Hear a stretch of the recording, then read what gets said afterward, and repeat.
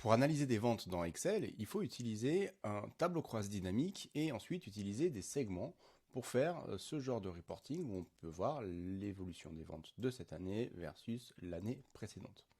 Mais qu'est-ce qui se passe si mes données sont composées de plusieurs fichiers comme ici?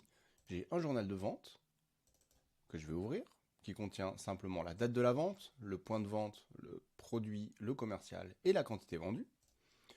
Pour connaître les produits, j'ai un fichier produit qui me fait la correspondance entre le code produit, le libellé du produit et son prix de vente. Et j'ai aussi d'autres informations sur mes points de vente et mes commerciaux. Le point de vente va me permettre de savoir pour chaque point de vente son code postal et sa ville. Et les commerciaux, simplement le nom et le prénom du commercial. Je n'ai pas dans mes données l'information, est-ce que mon point de vente est en Ardèche, dans le Rhône, Auvergne-Rhône-Alpes, etc. J'ai juste son code postal. Pour complexifier un petit peu la chose, ce fichier produit, je l'ai mis ici, mais en vrai, on va aller le chercher sur un SharePoint. Et donc, j'ai tous ces fichiers, tous ces différents fichiers, je voudrais les rassembler pour pouvoir analyser mon chiffre d'affaires de cette année versus celui de l'année dernière, et pouvoir le filtrer par commercial et avoir le détail par point de vente. Et je pourrais rajouter en plus un segment avec dans ma table des produits la catégorie de produits. Et donc mes données sont filtrées aussi par catégorie de produits. Je vous montre comment on va faire ça. On va devoir utiliser Power Query pour rassembler tous ces fichiers, Power Pivot pour les lier entre eux et faire notre analyse avec un petit peu de DAX pour faire nos mesures. C'est parti, j'ouvre un nouveau fichier Excel. La première étape, ça va être d'utiliser Power Query pour récupérer tous ces fichiers. Données, obtenir les données à partir d'un fichier Excel. Je vais récupérer mes commerciaux. Donc ils sont sur ma feuille 1, je vais transformer mes données, comme ça va me les ouvrir dans Power Query, ça me l'ouvre sur mon autre écran, je le remets ici. Et je vais aller faire des nouvelles sources pour récupérer mes autres fichiers. Donc j'ai mes points de vente, c'est aussi un fichier Excel. Je vais faire une nouvelle source pour récupérer un fichier texte, parce que mon journal de vente est un fichier texte. Et ensuite, il me manque deux choses. Il va me manquer à récupérer les produits. Donc mes produits, je vous ai dit, c'était sur un SharePoint, ici, dans un dossier qui s'appelle formation. Donc, sur un site qui s'appelle formation, dans un dossier plutôt qui s'appelle analyse des ventes Power Pivot. Je vais récupérer l'adresse du site et je vais faire une nouvelle source, fichier, à partir d'un dossier SharePoint. Je colle le site, il va falloir que je me connecte, je l'ai déjà fait donc normalement ça devrait aller, mais vous il va falloir, si jamais vous reproduisez cet exercice sur un SharePoint, donner vos identifiants simplement. Je vais transformer mes données et je vais pouvoir cliquer ici sur ce fichier binaire pour voir ce qu'il y a dans mon fichier produit. La dernière chose qui va me manquer, alors je vais juste renommer mes requêtes pour qu'on voie bien, donc ça c'est mes commerciaux. Point de vente, journal des ventes, et ça c'est mes produits. La dernière chose qui va me manquer, c'est comme j'ai mes points de vente avec le code postal, je voudrais récupérer en fonction de ce code postal le département et la région. Je suis sur le site api.gouv.fr sur l'API géographique et je vais récupérer l'API géographique qui me permet de récupérer ici les départements. Cette API, j'ai juste coché tous les champs ici que je souhaite dans la réponse, j'exécute.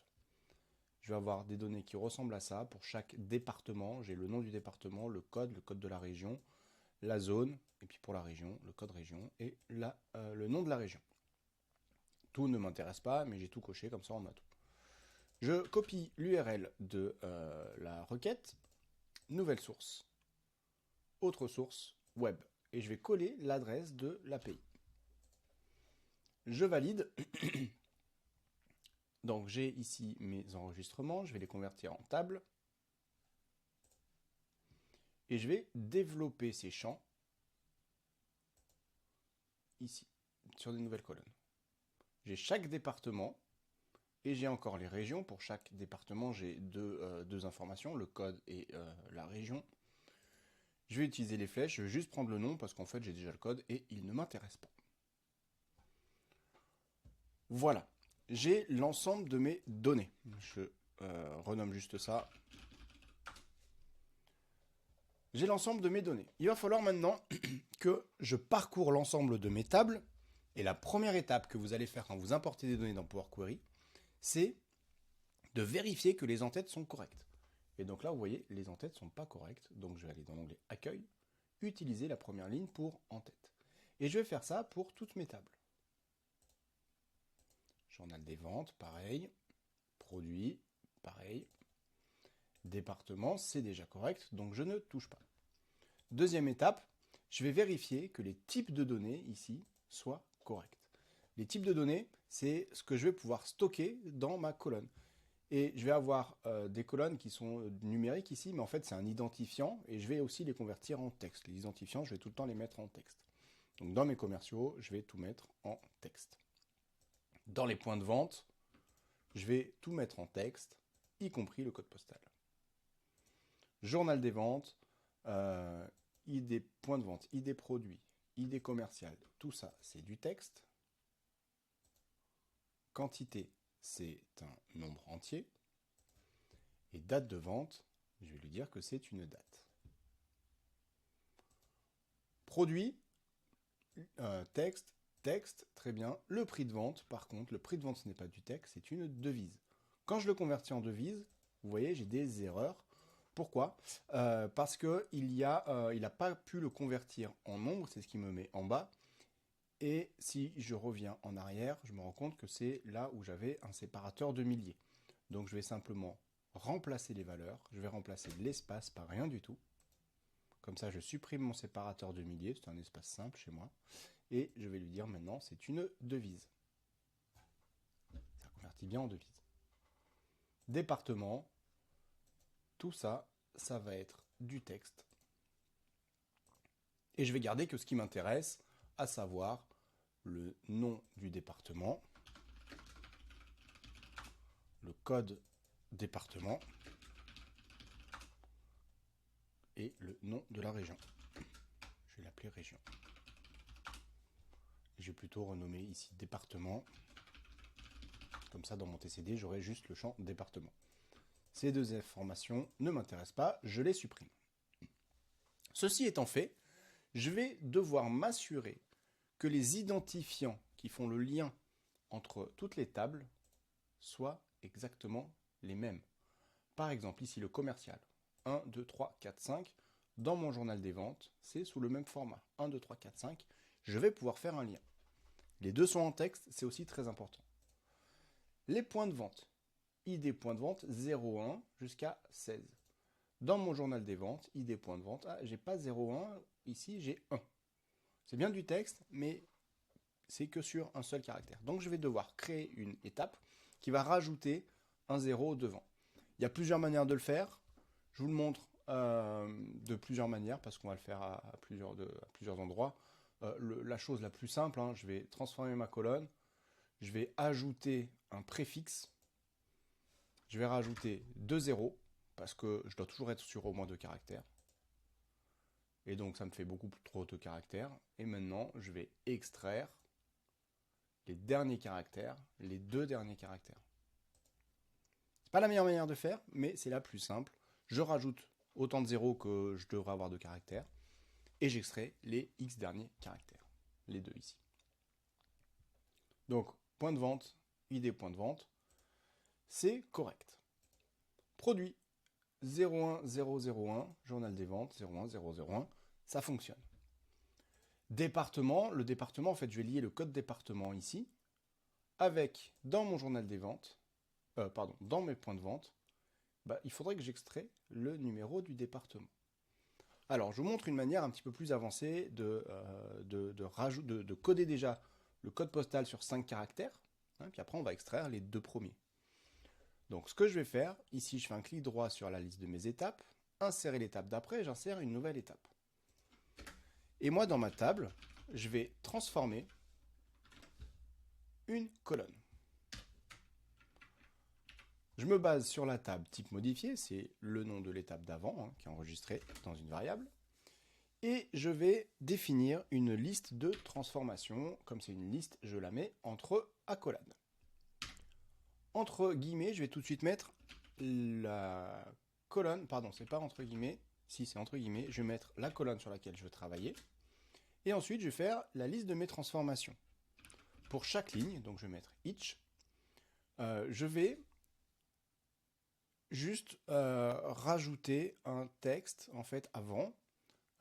Je vais compléter par le nombre de zéros nécessaires. C'est la fonction text.padStart. Pas padEnd, padStart, qui me complète avant par le nombre de caractères que je souhaite. Elle prend 3 arguments. Le premier argument, c'est le texte sur lequel je travaille, c'est la ligne actuelle, donc c'est un underscore dans Power Query. Deuxième argument, le nombre que je veux, moi je veux toujours sur 5 caractères.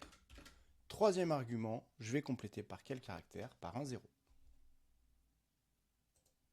Je ferme le table transform column, et donc vous voyez déjà ici, on a bien les zéros qui se sont rajoutés.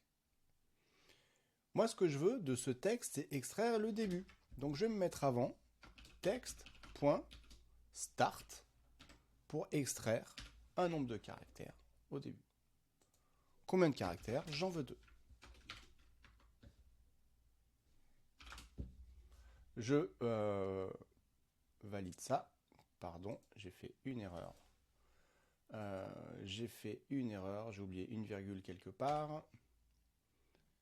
Texte start. J'ai juste oublié de fermer. Pardon, j'ai fermé pas correctement mon accolade avec le fait de rajouter des fonctions. Voilà, l'accolade, il faut que je la ferme à la fin. Et donc vous voyez, j'ai déjà ici mon code postal, en fait mon numéro de département qui est extrait. En fait mon code postal complet, ça ne m'intéresse pas trop, ce qui m'intéresse c'est ça.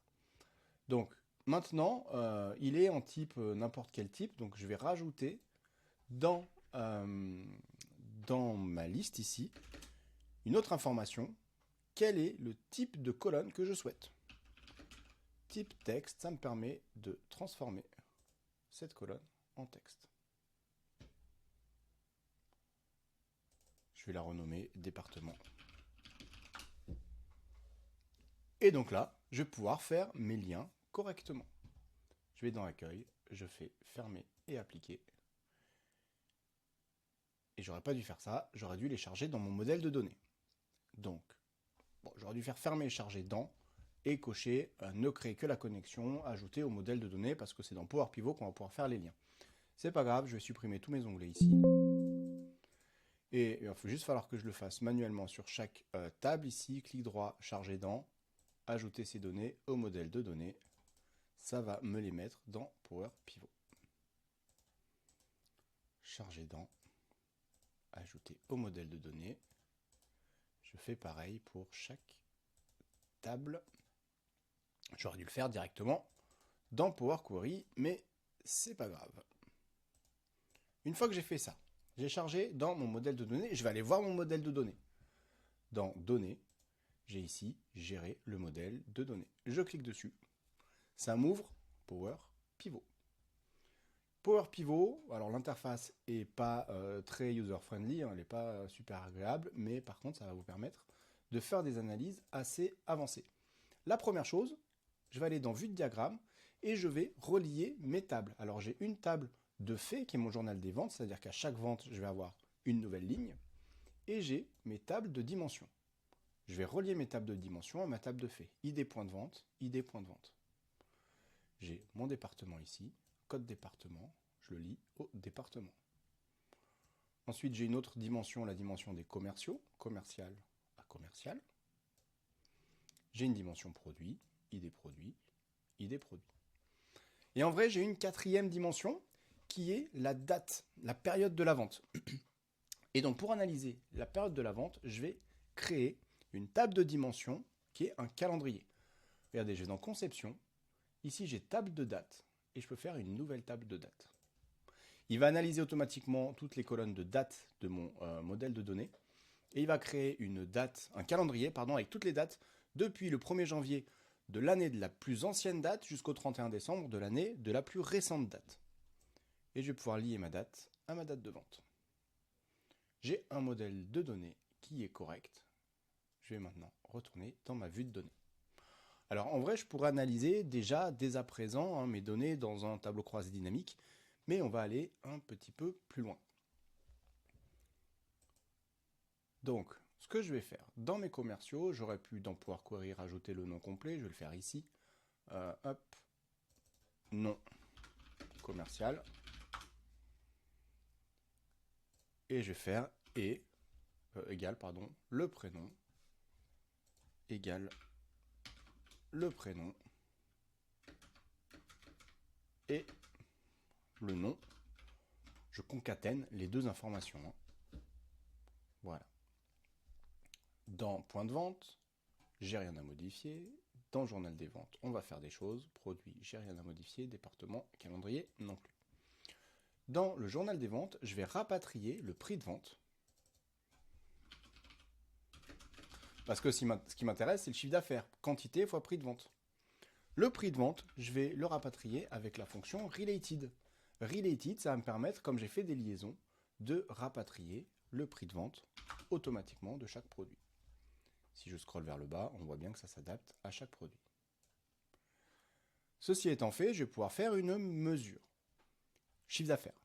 Le chiffre d'affaires, donc je vais me mettre en dessous ici, CA, 2 points égales. C'est la syntaxe en DAX, CA, c'est le nom de ma mesure, 2 points, je la définis. Et ensuite, je fais ma formule qui commence par un égal. CA, 2 points égales. Ligne par ligne de cette table, je vais faire un calcul. Quantité fois prix de vente. Et tous ces résultats, je vais les additionner. Je vais faire une somme itérative. Une somme avec un calcul pour chaque ligne. En DAX, c'est la fonction SUMX, qui attend deux arguments. La table dans laquelle je travaille, moi, c'est le journal des ventes. Et le calcul que je veux faire ligne par ligne. Quantité fois prix de vente. Je valide. Ça me donne en bas le résultat de ma mesure. Je vais lui dire que c'est une devise en euros, 39 millions. J'enlève les décimales. Ça, c'est mon chiffre d'affaires. On va tout de suite faire une deuxième mesure. On va calculer le chiffre d'affaires de l'année précédente, le CA N-1. CA N-1, 2 points égales.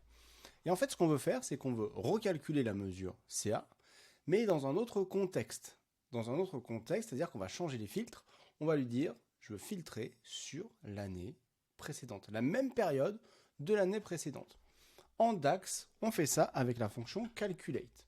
Je vais calculer une mesure, je vais recalculer une expression. Mon expression, c'est mon chiffre d'affaires, dans un nouveau contexte. Et pour définir ce contexte, on a des fonctions qui permettent de le faire. Et là, en l'occurrence, si je veux recalculer mon chiffre d'affaires sur la même période de l'année dernière, je vais utiliser la fonction SamePeriodLastYear. La fonction SamePeriodLastYear, elle attend une date. Et l'intérêt de faire un calendrier, c'est qu'on a toutes les dates qui sont listées dans ce calendrier. Et donc, il va pouvoir travailler correctement. SamePeriodLastYear, je lui mets la date du calendrier. Je ferme SamePeriodLastYear, je ferme Calculate, je valide.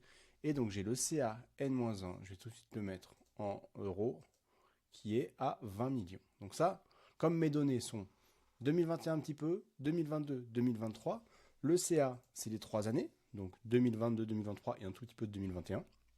Le CA N-1, actuellement, c'est 2022 et 2021. Je n'ai pas de données en 2010. En 2020. Et donc, quand je vais filtrer le chiffre d'affaires sur l'année 2023, le CA N-1 sera filtré automatiquement sur 2022. Si je filtre le CA 2023, le CA sur janvier 2023, le CA N-1 sera filtré sur janvier 2022. C'est automatique. Donc là, on a nos deux mesures. Je vais faire tout de suite une troisième mesure. Cette troisième mesure, ça va me permettre en fait de voir l'évolution entre mon chiffre d'affaires et mon chiffre d'affaires de l'année précédente.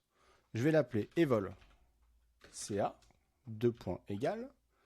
Donc l'évolution du CA, je vais faire le CA moins le CA N-1, je mets ça entre parenthèses, et je le divise par le CA N-1. Année 1 moins année 0 divisé par année 0. Je valide, ça va me faire un pourcentage d'évolution, donc je vais le mettre en pourcentage. Ici, ce pourcentage, il ne veut pas dire grand-chose parce que le CA, c'est 2021, tout petit peu, on va dire 2022-2023.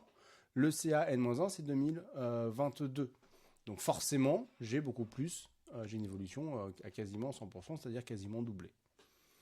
Ceci étant, on a nos 3 mesures qu'on va pouvoir analyser dans Excel. Alors avant de rebasculer dans Excel, ce qu'on peut faire, c'est regarder pour chaque table, qu'est-ce que je veux voir apparaître dans mes TCD, qu'est-ce que je ne veux pas voir apparaître. Regardez, ici sur les commerciaux, j'ai le code commercial, ça ne m'intéresse pas vraiment. Le prénom, le nom, ça ne m'intéresse pas parce que moi j'ai le nom du commercial ici.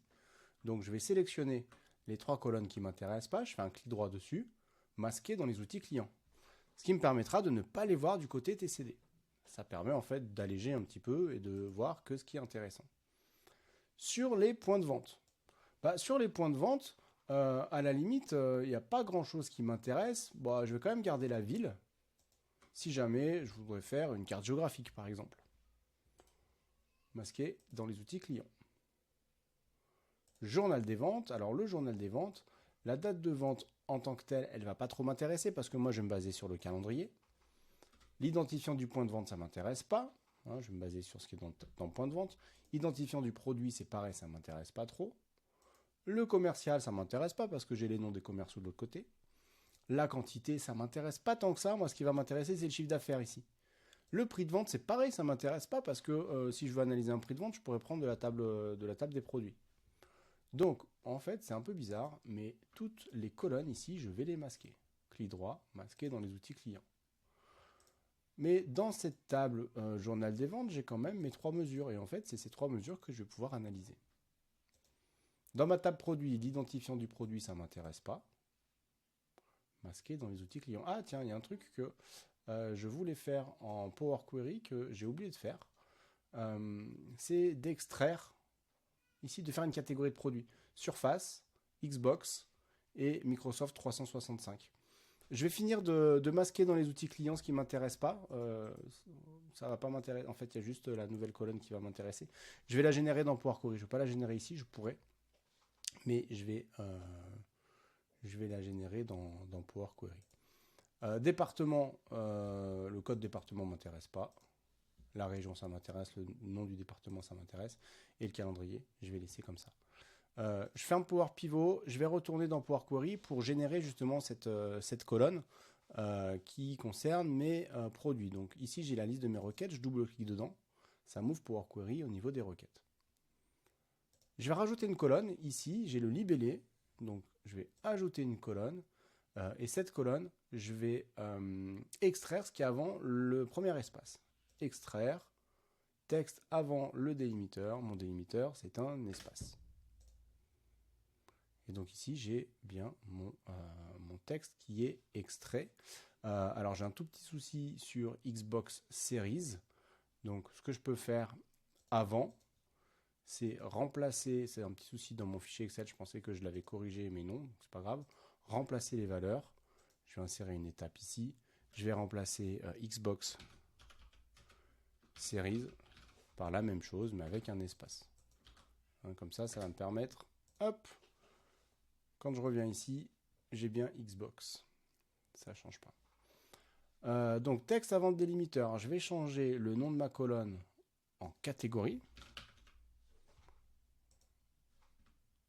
Catégorie, j'ai dit.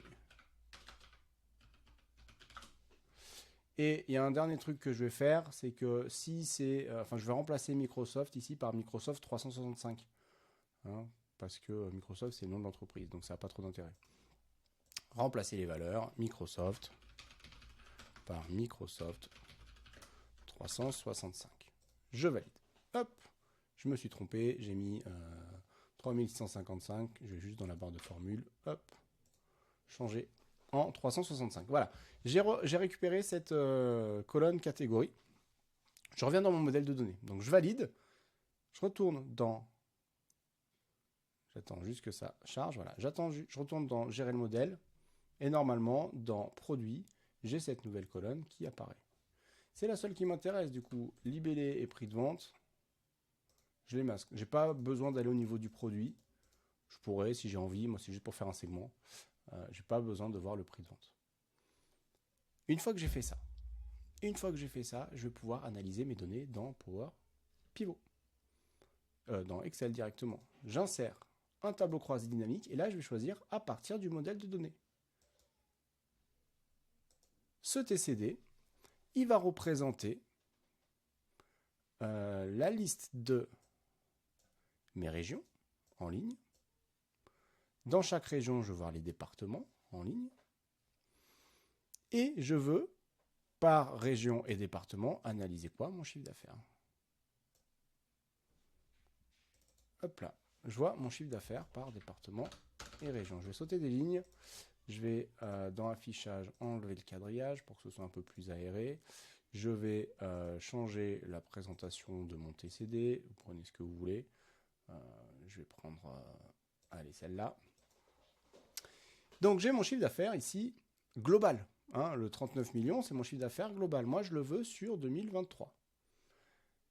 Alors, juste pour vous montrer, je vais aussi prendre le CA N-1. 9 millions, 10 millions, je suis à 20 millions au total. Et je vais filtrer mon TCD par année. Je prends l'année qui est dans mon calendrier, je le mets dans les filtres et je vais lui dire je veux prendre uniquement 2023. Le CA, je suis à 19 millions. Le CA N-1, 18,985. Hein, donc lui aussi a été filtré sur N-1, donc même période sur l'année précédente. Moi j'analyse sur tout 2023, donc le CA N-1 c'est sur tout 2022. Juste pour vous montrer, très rapidement, je pourrais analyser par mois. Et donc mois par mois, je suis filtré sur 2023, j'ai le CA 2023 et le CA 2022, mois par mois. Comme ça, je peux analyser ces données mensuellement. Ce qui m'intéresse maintenant, c'est deux choses. Rajouter des segments, un segment sur le commercial, un segment sur la catégorie de produits. Et puis aussi, voir cette évolution-là. Plutôt que d'afficher le CAN-1, hein, je vais l'enlever. Je voudrais voir, si je vais le mettre, je vais voir cette évolution de chiffre d'affaires. Cette évolution, donc c'est un pourcentage. Hein, mais ce que je voudrais, c'est plutôt afficher une petite bulle de mise en forme conditionnelle et lui dire que si mon CA est supérieur à 3% par exemple, mon évolution, ce sera vert. Si c'est entre 0 et 2,99, c'est orange. Et si c'est négatif, c'est rouge. Dans Power Pivot, je peux ajouter des indicateurs de performance clé, des KPI. Nouveau KPI. Ici, je vais me baser sur l'évolution du chiffre d'affaires. Et je vais le comparer. Je pourrais le comparer soit à une mesure. Donc par exemple, comparer CA à CA N-1, ça marcherait. Moi, je vais plutôt ici, comme j'ai déjà fait l'évolution, le faire en valeur absolue. Ma cible, c'est 0. C'est-à-dire qu'à partir de 0, je veux qu'il se passe quelque chose, ici. Donc, en dessous de 0, ce sera en rouge. À partir de 0, ce sera en orange. Hein. Je peux choisir ici, si je veux définir une cible au centre, une cible au début. Enfin, voilà, je peux changer comme ça le motif. Je peux changer comme ça aussi les petites icônes, sachant que c'est des mises en forme conditionnelles, je pourrais le changer ailleurs quand je remodifie la règle. Toujours est-il, moi je vais mettre 0, et là, à partir de 3%, 0,03. Je valide. J'ai le statut de l'évolution qui apparaît. 1 quand ce sera en vert, 0 quand ce sera en orange, et -1 quand ce sera en rouge. Et donc ici, dans mon journal des ventes, EvolCA, il y a un petit feu tricolore. Maintenant, c'est un KPI. Je vais enlever l'état et je le remets. Et de cette manière, je le vois comme ça avec la mise en forme conditionnelle. EvolCA, hop, je vais juste le renommer. Je vais enlever état. EvolCA que je vais centrer. Mon petit KPI, ce sera un peu plus sympa. Voilà. Je vais centrer les titres aussi. Et il ne nous manque plus que les segments et on a terminé cette analyse. Donc pour insérer un segment, c'est exactement comme dans un TCD classique. Hein, analyse du tableau croisé dynamique, insérer un segment. Ici, vous avez uniquement les tables qui vous ont servi à créer ce TCD. Moi, mes éléments sont dans d'autres tables, donc je vais aller dans tous. Je sélectionne le commercial et la catégorie de produit. Je vais juste mettre mes segments. Hop, ici, je vais le mettre sur 2. Parce qu'il y a Dimby qui a un nom à rallonge. Donc, je ne vais pas pouvoir en mettre 3. Bon, c'est pas très prêt et c'est pas une super présentation, mais c'est pas grave, c'est pas ce qui m'intéresse le plus aujourd'hui. Hop, j'ai le nom commercial ici, je vais mettre la catégorie là, même si il vaut mieux. Si, c'est pas mal. Hop. J'agrandis un tout petit peu là. J'ai masqué le filtre 2023 dessous parce que c'est pas un élément que je veux rendre variable, on va dire. Donc voilà, je vais juste prendre la hauteur de ce segment qui est de 3,5. Je vais mettre ici 3,5 pour les deux segments et je vais faire en sorte de les aligner en haut. Voilà, comme ça, c'est un peu plus propre. Maintenant, mon TCD va être filtré grâce à ça. Je prends les ventes de Rémi, 2,8 millions, 2,9 millions. On est sur du négatif, c'est en rouge. Dans le Rhône, par contre, il est en positif. Maxime, il est en positif dans le Rhône et en Seine-et-Marne. Nicolas est en positif, pareil, dans le Rhône et en Seine-et-Marne. Martin est en positif dans toute Auvergne-Rhône-Alpes et aussi au total général. Et on peut analyser, évidemment, produit par produit. Donc voilà, vous allez pouvoir analyser comme ça un chiffre d'affaires, une évolution ou n'importe quel indicateur, à la limite, à partir de fichiers qui sont à différents endroits. J'ai mon fichier, pour rappel, mon fichier de vente, c'est un fichier TXT, mon journal des ventes. C'est ma table de faits, les éléments que je veux analyser. Et ces éléments, je vais pouvoir les analyser par points de vente, par commerciaux, qui sont dans le même fichier, des fichiers Excel. J'ai mon produit que j'ai récupéré d'un SharePoint et les données géographiques, je les ai récupérées depuis l'API du gouvernement.